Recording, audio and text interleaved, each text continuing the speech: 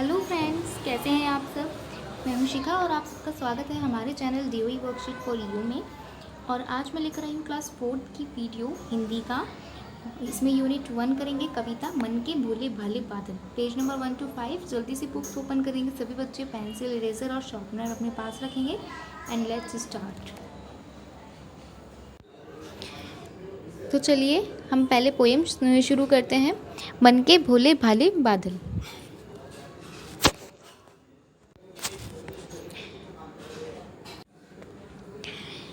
झब्बर झब्बर बालों वाले, गुब्बारे से गालों वाले, लगे दौड़ने आसमान में, झूम झूम कर काले बादल। कुछ जोकर से तोंद फुलाई, कुछ हाथी से सूंड उठाए, कुछ ऊँटों से कुबड़ वाले, कुछ परियों से पंख लगाए। आपस में टकराते रह रहे, शेरों से मतवाले बादल। कुछ तो लगते हैं तूफानी, कुछ तो लगते हैं तूफानी, कुछ रह रह करते शैतानी। कुछ अपने थैलों से चुपके, झर झर झर बरसाते पानी। नहीं किसी की सुनते कुछ भी, ढोलक ढोल बजाते बादल। देखिए यहाँ पर इस पेज पर कितने सारे शेप्स दिखाई हैं बादलों की। कहीं जोकर, कहीं हाथी है ना, कहीं ऊँट भी दिखाया हुआ है, तितली दिखाई है। तो यहाँ पर दिखाया कि बादल कितनी तरह के रूप बदलता है। ठीक है, अब नेक्स्ट पेज पर आते हैं। रह रह कर छत पर आ जाते, फिर चुपके ऊपर उड़ जाते। कभी कभी जिद्दी बनकर बाढ़ नदी नालों में लाते, फिर भी लगते बहुत भले हैं, मन के भोले भाले बादल। तो हमारी पोयम कंप्लीट हो गई। अब हमें इसके साथ बुक वर्क करना है। Page number 2 complete, page number 3 पर आएंगे। आपने पढ़ लिया पोयम में बादल के बारे में क्या क्या बताया है, बादल किस किस तरह से रहते हैं, क्या क्या करते हैं और वो कैसे कैसे रूप भी बनाते हैं। तो चलिए अब हम तुम्हारी समझ से, यानी कि अब आप बच्चों को अपनी समझ से पोयम पढ़ने के बाद बताना है कि यहाँ पर जो पूछा गया है वो क्या होता होगा, कैसा होता होगा। चलिए डिस्कस करते हैं। 4th क्लास के बच्चे ये अपनी नोटबुक में भी कर सकते हैं अगर उनके टीचर्स उन्हें अलाउ करते हैं तो। ठीक है, कभी कभी ज़िद्दी बन करके बाढ़ नदी नालों में लाते। यहाँ पर देखिए पोयम में ये लाइन दी हुई थी, कभी कभी ज़िद्दी बन करके बाढ़ नदी नालों में लाते। बादल नदी नालों में बाढ़ कैसे लाते होंगे, अपना जवाब देना है आपको। चलिए इसका आंसर ये हो सकता है कि बादल बहुत ज़्यादा जब बारिश करते हैं, ज़िद्दी हो जाते हैं, बहुत बारिश करते हैं, रुकते नहीं हैं, तो उनकी वजह से नदी नालों में बाढ़ आ जाती होगी। शायद यही रीज़न होता होगा, है ना। चलिए अब नेक्स्ट पढ़ते हैं। नहीं किसी की सुनते कुछ भी, ढोलक ढोल बजाते बादल। बादल ढोल कैसे बजाते होंगे, अब चलिए बताइए। यहाँ पर लिखा है ढोलक ढोल बजाते बादल, तो यहाँ पर आप बताइए कि बादल ढोलक या ढोल कैसे बजाते होंगे, ऐसा क्यों कहा गया है। बादल आपस में टकराकर जब आवाज़ करते हैं, जो आवाज़ निकलती है उसे हम ढोलक या ढोल कह सकते हैं। ठीक है, कि वो ऐसा लगता है कि कहीं ढोल बज रहा है। कुछ तो लगते हैं तूफानी, कुछ रह रह करते शैतानी। अब बताइए बादल कैसे शैतानी करते होंगे। बादल को कहा है कि वो शैतानी करते हैं। बादल शैतानी किस तरह करते होंगे, बादल की शैतानियाँ क्या होती होंगी कि कभी तो वो तेज़ हवा के साथ पानी बरसा देते हैं और कभी कभी वो बिना रुके दिन भी रात भी मूसलाधार बारिश करते रहते हैं। तो इसीलिए कहा है कि वो शैतानियाँ करते रहते हैं, शायद इसे ही शैतानियाँ कहा होगा। चलिए अब नेक्स्ट पर आते हैं, कैसा कौन। यहाँ पर देखेंगे, यहाँ पर देखिए, यहाँ पे इन्होंने कंपेयर करने के लिए, तुलना करने के लिए एक एक नाम लिखे हुए हैं। इनकी तुलना करके हमें देखना है कि इनके जैसा क्या होगा और कौन होगा। ठीक है, चलिए देखते हैं। जैसे पहला इन्होंने किया हुआ है, सूरज सी चमकीली। सूरज चमकता है ना, तो उसकी तरह हमने बोला है चमकीली। सूरज सी चमकीली थाली हो सकती है। ठीक है, पीली थाली से पीतल की थाली होती है, वो सूरज की तरह चमकीली होती है। नेक्स्ट में हम क्या लिख सकते हैं, नेक्स्ट हमें खुद करना है, चंदा सा। चंदा कैसा होता है, गोल होता है और सफ़ेद भी होता है, तो हम यहाँ पर बोल सकते हैं चंदा सा गोरा चेहरा। लिख देते हैं गोरा और चेहरा, गोरा चेहरा हमने लिख दिया। नेक्स्ट है हाथी सा। हाथी कैसा होता है, हाथी तो बहुत भारी होता है, तो हम यहाँ पर लिखेंगे भारी भरकम व्यक्ति। ठीक है,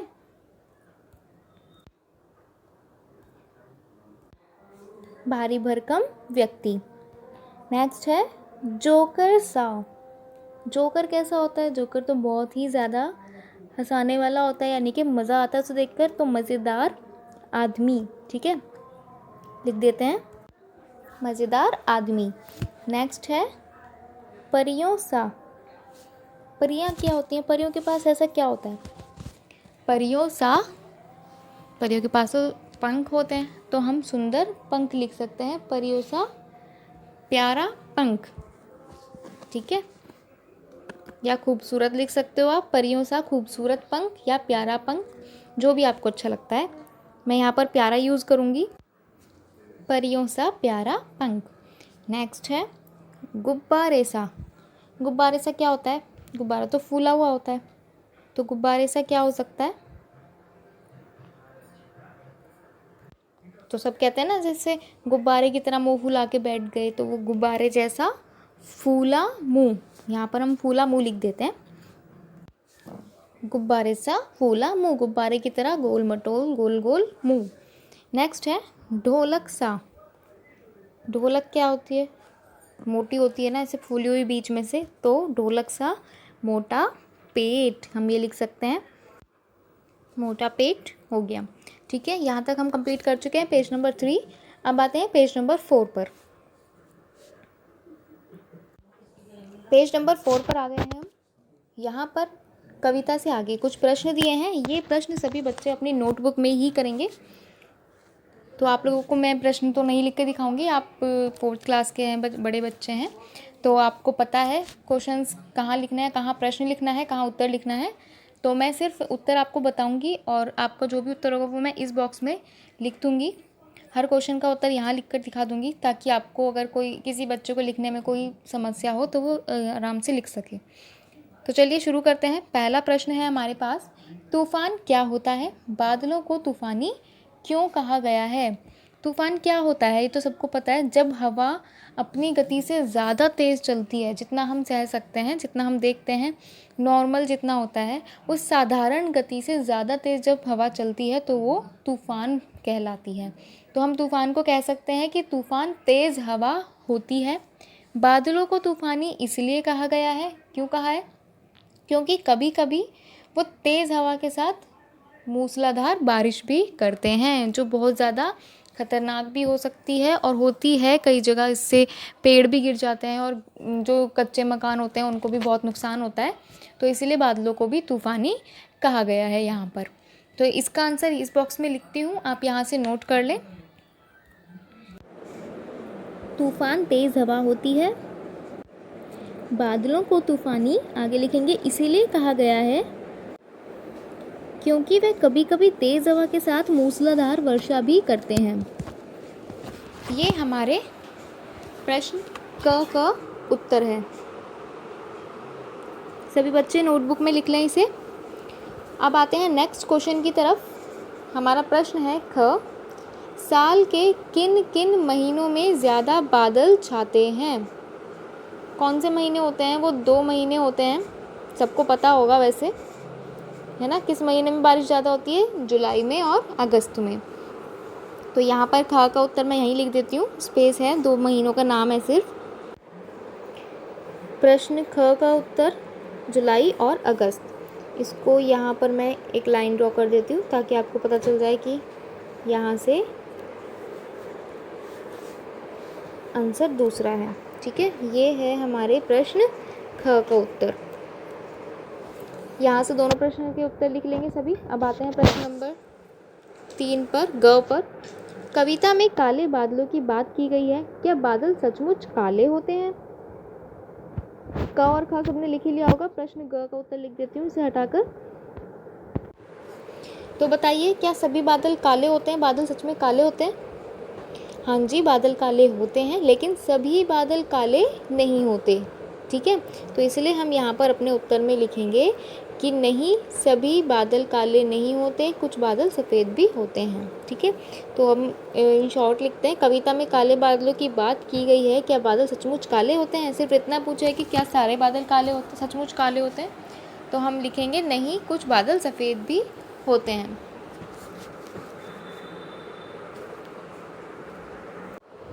तो यहाँ पर हमने आंसर लिख दिया है, नहीं, कुछ बादल सफ़ेद भी होते हैं। तो यहाँ पर ये मैं लिख देती हूँ आगे, ये प्रश्न ग का उत्तर है हमारे। नोटबुक में लिखेंगे सभी बच्चे। लास्ट क्वेश्चन है, कक्षा में बातचीत करो और बताओ कि बादल किन किन रंगों के होते हैं। आपने देखे होंगे कि बादल हमें कभी काले दिखते हैं, कभी सफ़ेद दिखते हैं, और भी अगर किसी कलर के आपने बादल देखे हैं तो आप उस बारे में घर में चर्चा कीजिए अपने। ठीक है, इस वक्त आप घर पर हैं तो आप घर पर चर्चा कीजिए, अपने दोस्तों के साथ चर्चा कीजिए, और जितने भी रंगों के बादल आपके सामने आते हैं चर्चा में, उनके नाम आप अपनी नोटबुक में लिखेंगे। ये प्रश्न आप सभी बच्चे खुद करेंगे। प्रश्न घ, जितने भी रंगों के बादल हैं वो आप खुद लिखेंगे। ठीक है, सफ़ेद, काले, नीले, जो भी कलर के बादल आप लिखना चाहते हैं वो आप खुद लिखें अपनी नोटबुक में।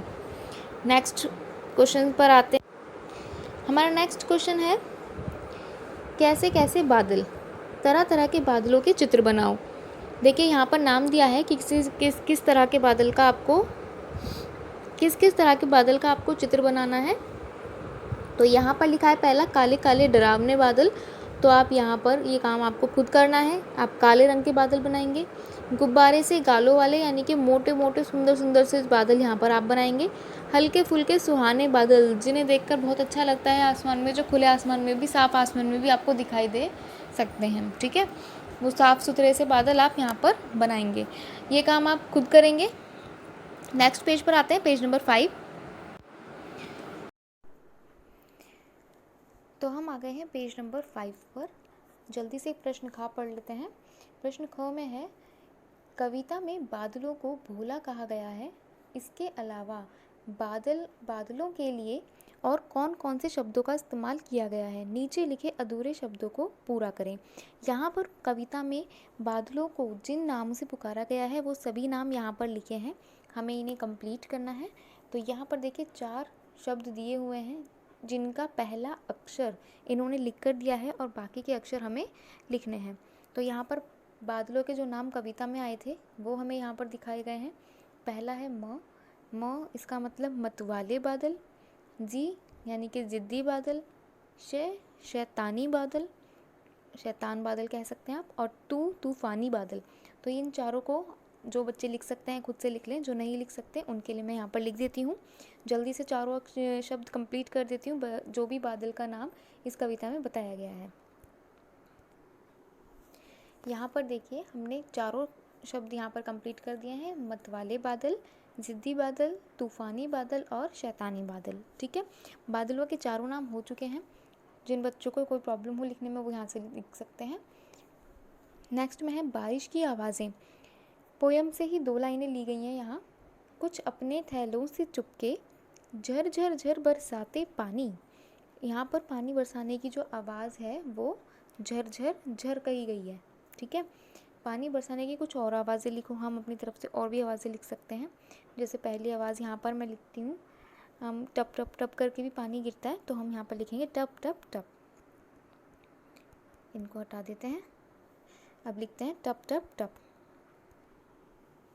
यहाँ पर हमने लिख दिया टप टप टप।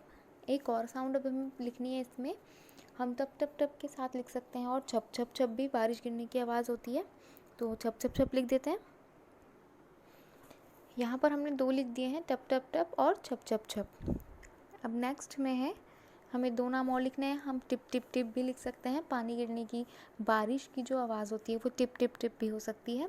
और एक और साउंड है रिमझिम रिमझिम, हम ये दोनों नाम भी लिख देते हैं, टिप टिप टिप और रिमझिम रिमझिम।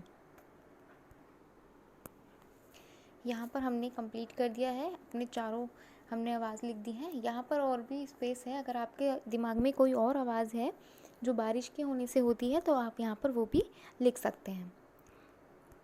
अगर नहीं आती है तो 4 साउंड हो गए हैं, 4 आवाज़ें ये पर्याप्त होंगी।